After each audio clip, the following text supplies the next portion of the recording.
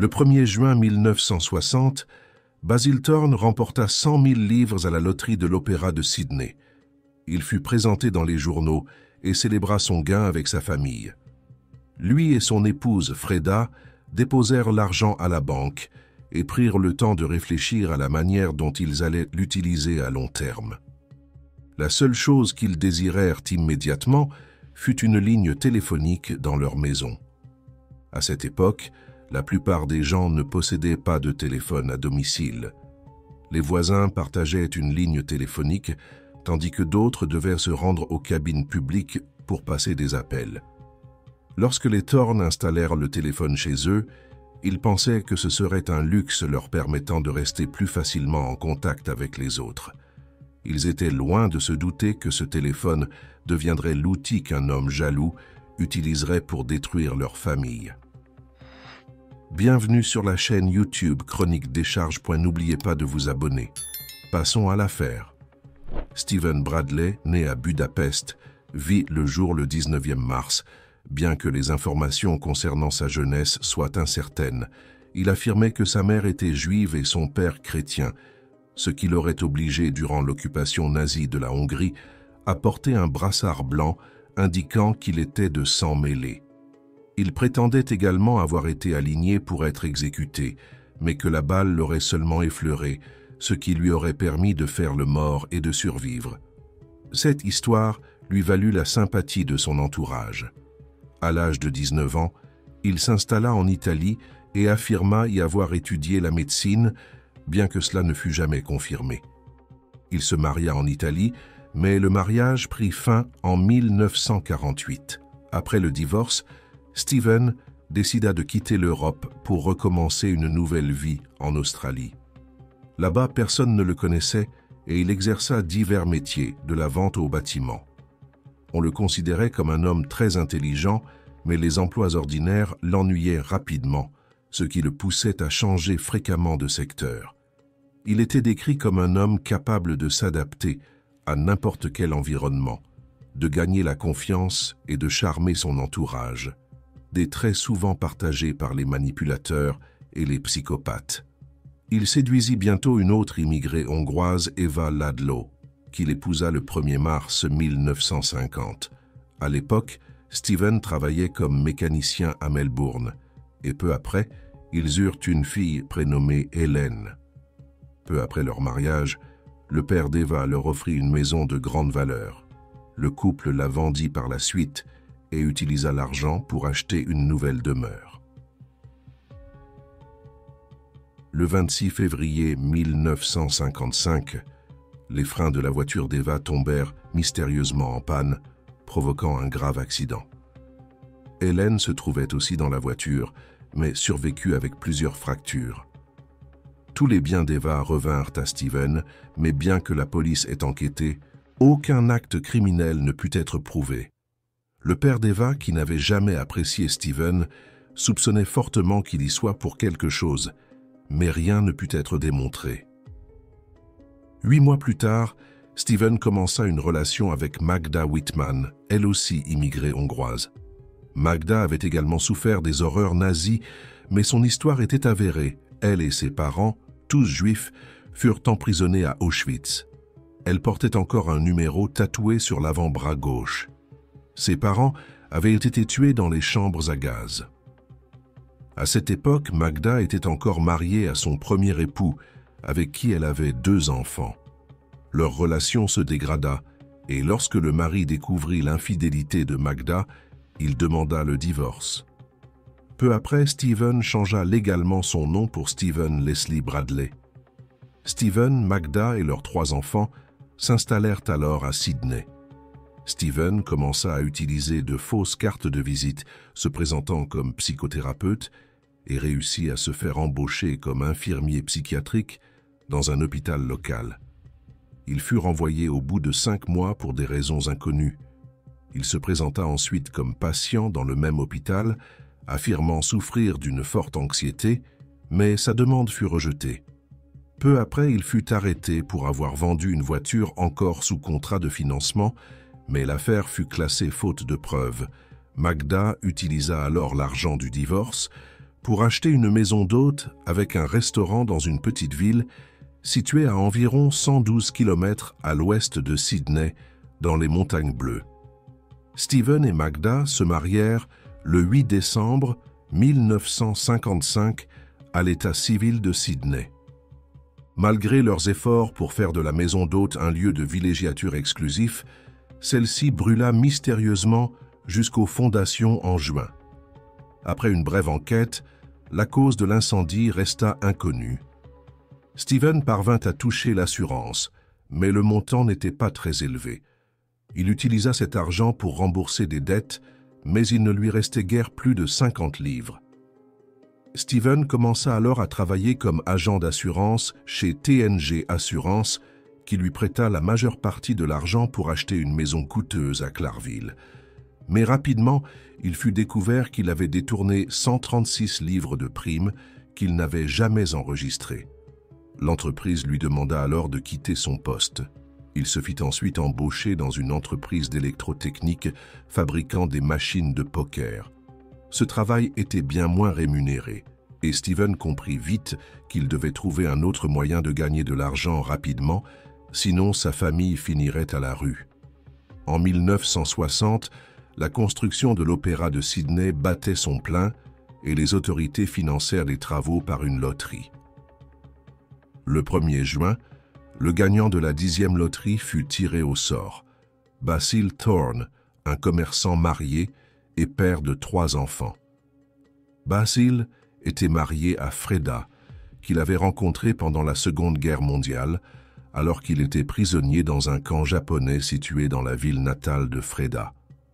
Après leur mariage, ils s'installèrent à Sydney et eurent une fille incapable de vivre de façon autonome, placée dans un établissement spécialisé. Ils eurent ensuite un fils, Graham, en 1951, puis une fille, Belinda, en 1957. En 1959, la famille s'installa dans un appartement à Bondy. Basil voyageait souvent pour son travail, vendant des articles dans les commerces et étant souvent absent en semaine. Le gain de la loterie leur permit de concrétiser leurs projets à long terme. Le prix de 100 000 livres équivalait aujourd'hui à environ 1 800 000 $ australiens. Ils reçurent la somme en une seule fois et les intérêts générés par le dépôt leur assuraient une vie confortable. Leur seul achat immédiat fut une ligne téléphonique pour leur appartement afin d'éviter les appels en cabine publique. Leur priorité était l'éducation des enfants, l'achat d'une maison et une retraite anticipée. Steven Bradley, qui avait passé sa vie à manipuler, pensait que le monde lui devait réparation pour ses souffrances passées. Il commença à envisager l'enlèvement d'un enfant contre rançon, inspiré par des affaires similaires lues dans les journaux étrangers. En lisant un article, il découvrit que Basil avait 3 enfants, et il se mit à élaborer un plan. L'adresse des Thorne était indiquée dans l'article, et Steven passa aussitôt à l'action.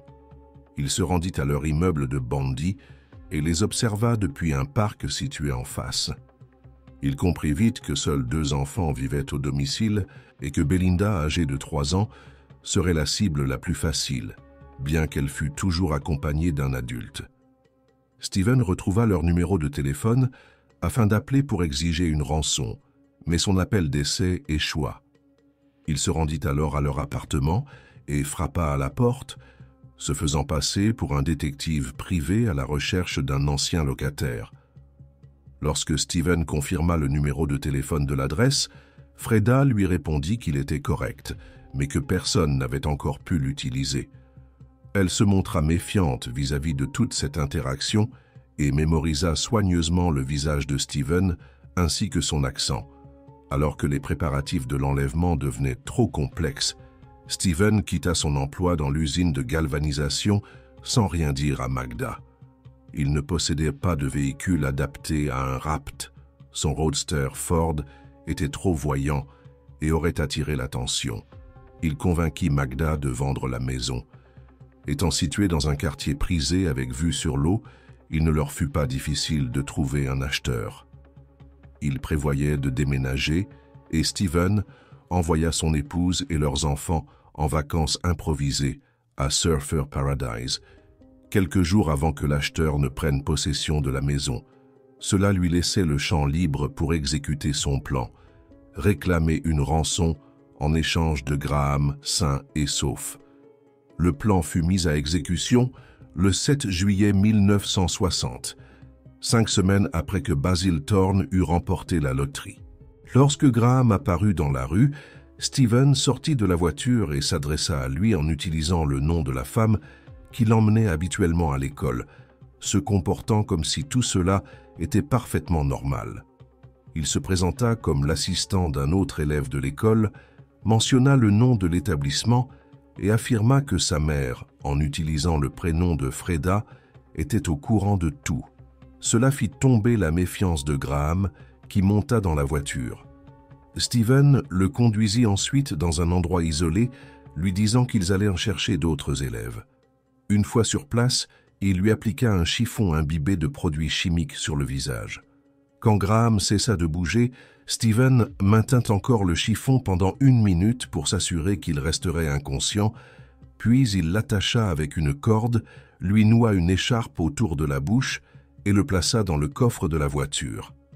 Tandis que le corps de Graham reposait dans le coffre, Steven traversa la ville, gara son véhicule et entama la prochaine phase de son plan. Mais entre-temps, la disparition de Graham avait déjà été remarquée.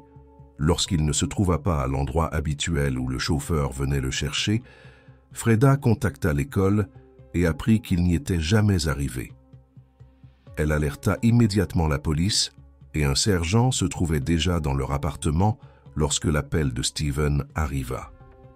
Lorsqu'il demanda à parler à Basil, Freda lui expliqua qu'il était en déplacement professionnel et passa le téléphone au sergent Lawrence, qui se fit passer pour le père de Graham.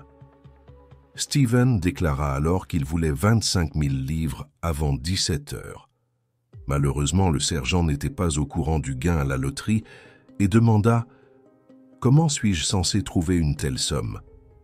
Steven répondit simplement qu'il avait largement le temps et ajouta que, si l'argent n'était pas remis à temps, il nourrirait Graham au requin. Après cet appel, Steven ouvrit le coffre et vit que Graham bougeait à nouveau. Il lui appliqua de nouveau le chiffon imbibé de produits chimiques jusqu'à ce qu'il soit totalement inconscient. Alors que des objets de la maison étaient en train d'être emballés, Steven entendit un bruit venant du garage et alla vérifier Graham. En ouvrant le coffre, il le frappa à la tête avec une barre métallique, ce qui provoqua probablement une perte de conscience. Une fois l'équipe de déménagement partie, Steven retourna voir Graham, mais en ouvrant le coffre, il se rendit compte que l'enfant ne respirait plus. Il tenta de le soulever, mais son corps était raide et sa peau froide. Graham était mort. Steven conduisit alors sa voiture dans plusieurs lieux isolés, où il jeta séparément les effets personnels de Graham et son corps. Pendant ce temps, les Thorne attendaient un nouvel appel des ravisseurs avant 17 heures, mais il ne vint jamais. En attendant, Freda raconta à la police qu'un homme s'était présenté à leur porte quelques semaines plus tôt, se faisant passer pour un détective privé, et qu'elle était convaincue que c'était le même homme au téléphone. Elle avait reconnu son accent. Mais cela ne permit pas d'identifier le ravisseur. Le téléphone sonna de nouveau à 21h47. Un policier décrocha à nouveau en se faisant passer pour Basil. Steven commença à donner des instructions, mais quand le policier lui demanda d'attendre qu'il prenne un papier et un stylo, Steven paniqua et raccrocha. Il se trouvait dans une cabine téléphonique publique près de chez lui et ne voulait pas risquer d'être suivi. Comme le plan d'enlèvement avait échoué, Steven ne voulait plus prendre le risque de contacter la famille pour organiser la remise de Graham. L'affaire fit rapidement la une des journaux dans tout le pays. Le gouvernement de Nouvelle-Galles du Sud offrit une récompense de 5 000 livres pour toute information. Le Sydney Morning Herald ajouta 10 000 livres et le Daily Telegraph encore 5 000. La récompense totale atteignit 20 000 livres, soit presque la rançon que Steven avait exigée. La population commença à fournir des signalements. Beaucoup affirmaient avoir vu un homme assis dans un parc en face de la maison des Thorne, mais les descriptions variaient. Il y eut également plusieurs signalements concernant une voiture garée à l'angle des rues Wellington et France, près de l'endroit où Graham attendait d'être pris en charge. Certains parlaient d'une Ford bleue, d'autres d'une Holden verte. Un portrait robot fut réalisé à partir des descriptions.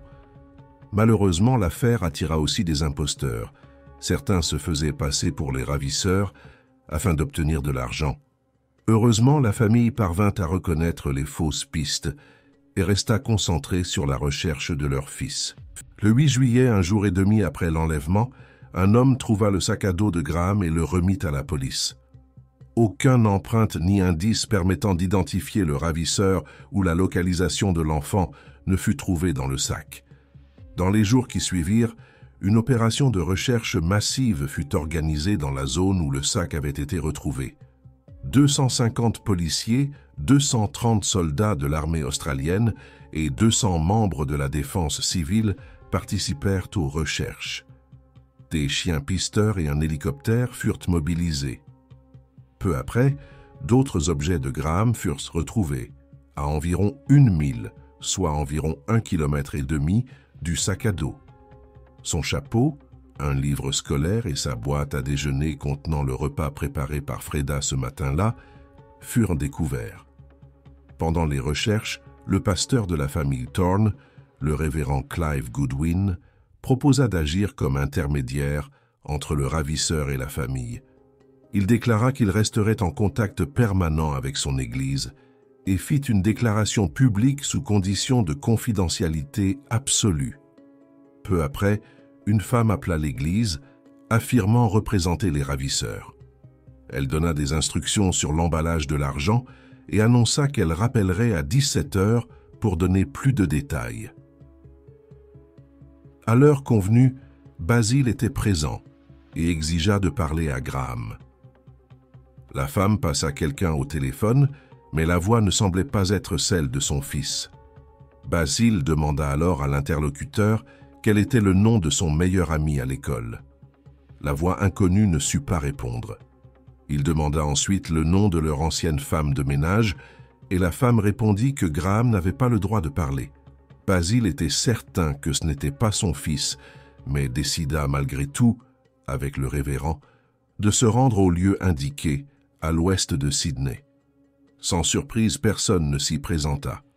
Entre-temps, une autre femme contacta directement Freda, lui envoyant une lettre, lui demandant de se rendre à un bureau local pour remettre l'argent en échange de Graham. Freda se rendit au rendez-vous et reçut un appel contenant de nouvelles instructions. Laisser l'argent dans une remise d'un parc voisin. Un policier y déposa l'argent, mais personne ne vint le récupérer. Quelques jours plus tard, Freda reçut une nouvelle lettre dans laquelle elle était accusée d'avoir impliqué la police dans l'échange. La lettre affirmait qu'une seconde chance lui serait donnée, mais qu'elle devait respecter les règles des ravisseurs. Freda a posé des questions personnelles pour tester l'honnêteté de la femme, comme le vrai nom de son chien, un ami d'enfance ou le coiffeur à qui elle avait l'habitude de rendre visite. Freda a expliqué qu'ils avaient reçu de nombreux faux rapports et qu'elle devait s'assurer que les informations étaient authentiques. Malheureusement, elle n'a jamais obtenu la preuve qu'elle espérait. La police a néanmoins suivi les nouvelles instructions et un garçon de 13 ans s'est présenté au lieu de rendez-vous. Il leur a expliqué qu'une femme lui avait remis une lettre. Il a conduit la police à l'endroit où elle se trouvait prétendument, mais elle n'était plus là. Dès lors, les Thorne demandèrent que toute personne prétendant détenir Graham réponde à des questions personnelles, ce que personne ne fut jamais capable de faire.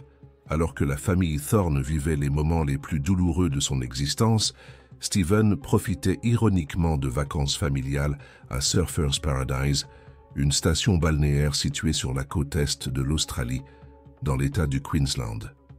Il y arriva le 9 juillet et passa les jours suivants avec sa famille, comme si de rien n'était, se comportant en père exemplaire.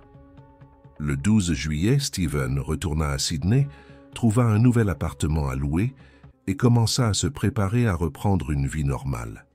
Il rendit également visite à son ancien employeur pour lui demander de le réembaucher. Peu après, il lut dans les journaux les nouvelles concernant l'enlèvement et réalisa que la police avait établi un lien entre l'affaire et un homme se faisant passer pour détective privé. L'article précisait également que l'homme avait les cheveux courts, ce qui poussa Steven à se faire une coupe encore plus courte, convaincu que cela l'aiderait à éviter d'être reconnu. Il installa sa famille dans leur nouveau domicile et continua sa vie comme si rien ne s'était passé. Mais dès le début de l'enquête, un jeune homme du nom de Cecil Denme contacta la police en déclarant reconnaître la voiture qui était garée au coin de la rue au moment de l'enlèvement. Il affirma qu'il s'agissait d'une Ford Custom Line bleue de 1955. Il en était absolument certain. Pour confirmer son témoignage, la police lui présenta un catalogue avec des photos de tous les modèles et coloris des voitures Ford au fil des années, et il les identifia sans hésiter. On le conduisit même dans la rue, où il reconnut aisément les différents véhicules de loin. La police tenta alors d'identifier le ravisseur grâce à la voiture. Elle consulta des milliers d'enregistrements et trouva pas moins de 4000 propriétaires de Ford Custom Line de 1955. Pensant que le ravisseur n'aurait pas utilisé son propre véhicule, les enquêteurs demandèrent à chaque propriétaire si leur voiture avait été prêtée ou volée au moment des faits. Malheureusement, cette piste ne donna aucun résultat concret, mais elle orientait les recherches dans la bonne direction. Le 16 août, un groupe d'enfants jouant dans la région découvrit le squelette d'un garçon. Ils alertèrent immédiatement la police. Le corps était enveloppé dans une couverture de pique-nique, les jambes liées avec une corde et la bouche obstruée par une écharpe. Aucun indice direct ne permettait d'identifier le coupable, mais les éléments retrouvés n'étaient pas sans valeur. Des traces de feuilles et de graines, 2 types de cheveux humains différents, ainsi qu'un poil de chien furent relevés. Des résidus rosâtres et blanchâtres furent aussi découverts sur les vêtements et les analyses révélèrent qu'il s'agissait d'un enduit de construction à base de sable et de chaux, utilisé pour les murs dans certains types d'habitations. Les experts analysèrent la matière et confirmèrent qu'il s'agissait précisément de ce type de plâtre de construction. Les poils de chien, les fragments de verre et les cheveux teints en rouge au henné venaient également renforcer le lien avec un environnement bien spécifique. Les enquêteurs poursuivirent leurs recherches et le 17 août, un certain Douglas Palmer contacta la police en affirmant qu'il croyait savoir qui était le ravisseur. Il avait récemment acheté une maison à un homme nommé Steven Bradley, qui non seulement possédait une Ford Custom Line bleue de 1955, mais avait également un accent étranger et correspondait à la description de l'homme se faisant passer pour détective privé. Le 19 août, des voisins de la maison voisine à celle de Palmer contactèrent aussi la police, affirmant eux aussi croire que leur ancien voisin Steven Bradley était le ravisseur. Ils ajoutèrent que Steven avait acheté sa Ford seulement 1 semaine avant l'enlèvement et qu'ils avaient entendu ce jour-là, depuis sa maison, des bruits étranges semblables à des pleurs d'enfants venant du garage. Le 2 septembre, les enquêteurs ont rendu visite à l'ancien employeur de Steven et l'ont interrogé principalement parce qu'il était le propriétaire enregistré de la Ford Custom Line. L'employeur leur a déclaré que Steven se comportait calmement et a raconté que le 7 juillet, il s'était rendu dans une quincaillerie pendant que sa femme et ses enfants étaient en vacances, puis qu'il avait supervisé le déménagement des affaires de la maison. La compagnie de taxi confirma la date de départ de sa famille et l'entreprise de déménagement assura avoir effectué le transport tard dans la matinée. Après cela, Steven fut temporairement retiré de la liste des suspects et l'enquête se poursuivit ailleurs. Malgré son sang-froid apparent, Steven fut profondément troublé lorsqu'il apprit que les autorités avaient réussi à identifier une Ford Custom Line de 1955 comme étant le véhicule lié à l'enlèvement. Peu après, il décida de fuir le pays. Sa famille avait réservé un voyage à bord du paquebot SS Himalaya, dont le départ était prévu le 26 septembre. Avant de partir, Steven se mit à vendre tous leurs biens. Il écoula les meubles et les 2 voitures, bien que celles-ci fussent encore sous crédit. La famille Bradley réussit à tout vendre et monta à bord du bateau pour l'Angleterre le 26 septembre. Pendant ce temps, un petit groupe d'enquêteurs poursuivait activement la recherche d'une maison correspondant aux indices relevés sur Graham. Le 30 septembre, de nouveaux signalements concernant Stephen Bradley parvinrent à la police, qui se rendit à son ancienne maison dans la rue Moore. Quelques jours plus tard, les détectives arrivèrent sur place et reconnurent immédiatement les lieux. Les fondations de la maison étaient composées du même plâtre de sable et de chaux que celui trouvé sur les vêtements de Graham. En s'approchant, ils remarquèrent la présence de cyprès des 2 côtés du jardin, la même espèce que les feuilles retrouvées sur les affaires du garçon. Le nouveau propriétaire, Douglas Parker, leur ouvrit la porte. Les arbres, les fondations et les murs étaient recouverts du même enduit rose et blanc que celui retrouvé sur les vêtements de Graham. Ils découvrirent aussi que l'épouse de Stephen, Magda, avait des cheveux blonds qu'elle teintait au henné rouge et que la famille possédait un chien, ce qui expliquait également le poil de chien retrouvé. Les détectives étaient désormais convaincus que Stephen Bradley était le ravisseur et le meurtrier. L'épouse de Douglas Parker leur révéla que le vétérinaire avait récemment informé les Bradley que leur chien était prêt à être expédié en Angleterre. Les autorités tenaient enfin leur suspect principal, mais Stephen était déjà hors du pays. Lorsqu'ils rassemblèrent tous les éléments et menèrent des analyses supplémentaires, le SS Himalaya se trouvait déjà dans les eaux internationales, ce qui rendait un mandat d'arrêt australien juridiquement caduc. Toutefois, il disposait de suffisamment de preuves pour permettre aux autorités locales du prochain port d'escale, à Colombo, d'émettre un mandat d'arrestation. Le 10 octobre, Stephen fut arrêté à bord du navire et placé en détention dans une prison locale. Après une longue procédure d'extradition, il fut ramené en Australie le 18 novembre. Au commissariat de Sydney, il fut interrogé et fit alors des aveux complets sur l'enlèvement de Graham Thorne. Il affirma que l'enfant était mort asphyxié dans le coffre de la voiture, mais entre cet aveu et l'ouverture du procès, Stephen changea sa version et plaida non coupable sur tous les chefs d'accusation. Au procès, Stephen affirma n'avoir aucun lien avec l'enlèvement ni avec le meurtre. Pourtant, toutes les preuves furent présentées contre lui. L'identification formelle par la famille Thorne, qui le reconnut comme l'homme s'étant présenté à leur porte en tant que détective privé, le témoignage de Cecil Denham, qui avait identifié sa voiture, ainsi que les nombreux indices reliant l'affaire à son ancienne maison. La théorie selon laquelle Graham se serait accidentellement étouffé dans le coffre fut contredite par les analyses médico-légales. Les experts testèrent le niveau d'oxygène et conclurent que la circulation d'air aurait suffi pour permettre à une personne de survivre. En réalité, il fut établi que l'enfant était mort à la suite de coups à la tête et d'une asphyxie. Il présentait une fracture du crâne et la combinaison du chloroforme et de l'écharpe qui couvrait sa bouche avait probablement empêché l'arrivée d'oxygène. Lors du contre-interrogatoire, Stephen déclara qu'il avait avoué uniquement parce qu'un détective l'avait menacé d'arrêter sa femme, Magda. Pourtant, aucun élément ne laissait penser qu'elle était suspecte ou impliquée dans l'enquête. Bien qu'elle ait poursuivi son voyage en bateau, elle revint ensuite en Australie pour assister au procès, mais son rôle ne fut jamais prouvé et elle affirma toujours n'avoir rien su du crime. Après seulement 3 heures et demie de délibération, Stephen Bradley fut reconnu coupable du meurtre de Graham Thorne et condamné à la prison à perpétuité.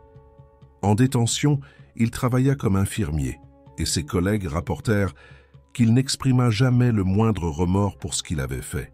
Il mourut d'une crise cardiaque au mois d'octobre, après quelques années passées en prison. Magda et les enfants étaient retournés en Angleterre entre-temps. Ils revinrent en Australie à temps pour le procès et Magda y resta jusqu'à ce que Stephen perde son appel. Le père de la première épouse de Stephen, Eva, ne contesta pas la garde de Helen, que Magda n'avait jamais officiellement adopté, et après une courte procédure, le tribunal décida que Hélène resterait avec son père. Magda retourna en Angleterre avec leur autre fils pour recommencer une nouvelle vie. Bien que les médias aient souvent insinué que Magda avait forcément été impliquée, aucune preuve ne vint jamais étayer cette hypothèse. Au contraire, Steven avait affirmé dans ses premières confessions qu'il avait commis le crime à son insu. On dit souvent que l'argent est la racine de tous les maux, mais la vérité est que l'argent en soi n'est pas le mal. C'est ce que certains décident de faire pour l'obtenir qu'il est. Certains l'utilisent pour faire le bien, aider les autres. D'autres mentent, trichent, manipulent et même tuent pour s'en emparer. Cette histoire en est une preuve brutale.